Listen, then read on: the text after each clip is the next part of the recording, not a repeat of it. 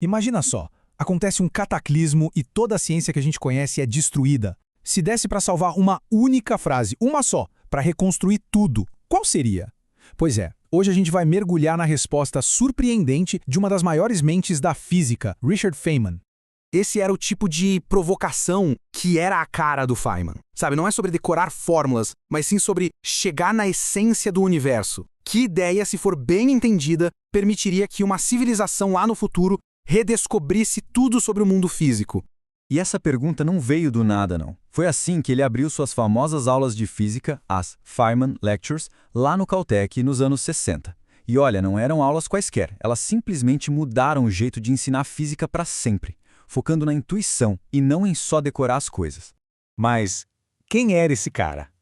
Richard Feynman era muito mais que um físico. Claro, um gênio da mecânica quântica, prêmio Nobel e tudo mais. Mas ele era também um professor super carismático, um curioso que adorava arrombar cofres por diversão e até tocador de bongô. Era essa personalidade toda que fazia a física mais complicada parecer fascinante. Ok, chegou a hora. Qual é a resposta do Feynman para esse desafio gigantesco? É uma ideia que, olha, todo mundo aprende na escola, mas que a gente quase nunca para pensar no poder absurdo que ela tem. O mais legal da resposta do Feynman é que, com um pouquinho de imaginação, essa única ideia vira uma espécie de chave mestra. Ela abre as portas para a gente entender a matéria, o calor e praticamente todas as transformações que acontecem no nosso dia a dia. Tá aí a frase. É essa, sim, a hipótese atômica. Parece simples, né? Mas o Feynman dizia que aí dentro está a informação mais valiosa que a ciência já conseguiu produzir. Bora entender o porquê? Vamos começar pelo básico, então. Como é que essa frase explica as diferentes formas que a matéria pode ter? Pensa na água, por exemplo, que pode ser gelo, pode ser líquida ou pode ser vapor. O primeiro segredo está naquela parte do movimento perpétuo. Essa agitação constante dos átomos é o que a gente sente como calor. Pensa assim, um objeto quente é só um objeto onde os átomos estão lá vibrando que nem loucos.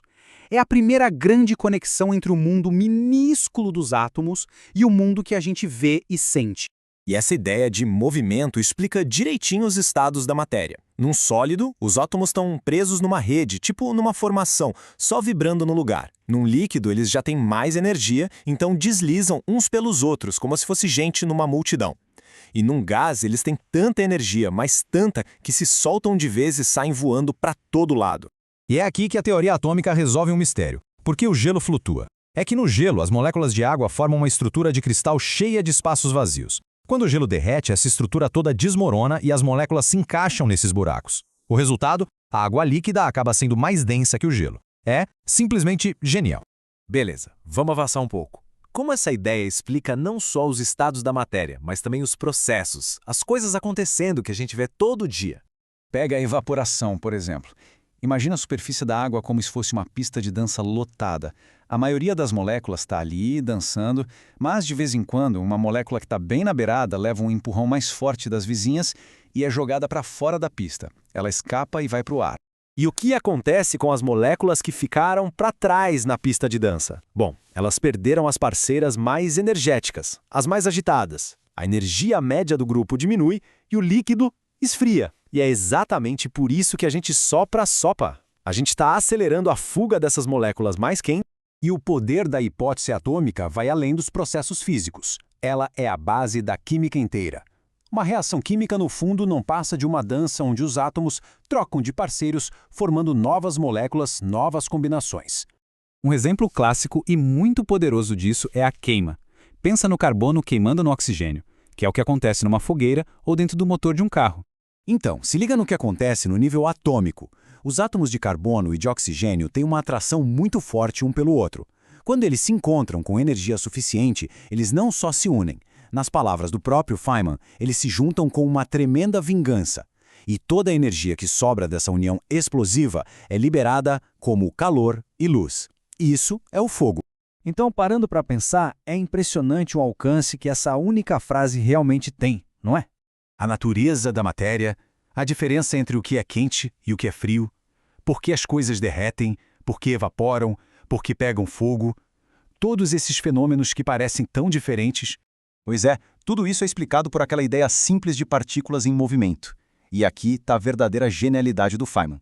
Não só entender a física a fundo, mas saber identificar o princípio mais básico de todos e mostrar como a partir dele dá para reconstruir um mundo.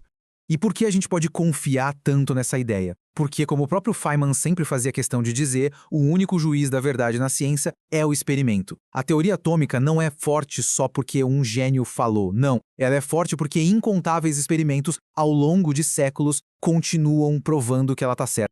E a provocação final do Feynman ecoa até hoje. Para pensar. Qual é a ideia simples que serve como a chave mestra para um campo de estudo, para uma arte ou para uma paixão? Seja na biologia com evolução, na computação com um bit, ou na economia com a lei da oferta e da demanda. A busca por essa essência, por essa frase única, é o verdadeiro caminho para o entendimento.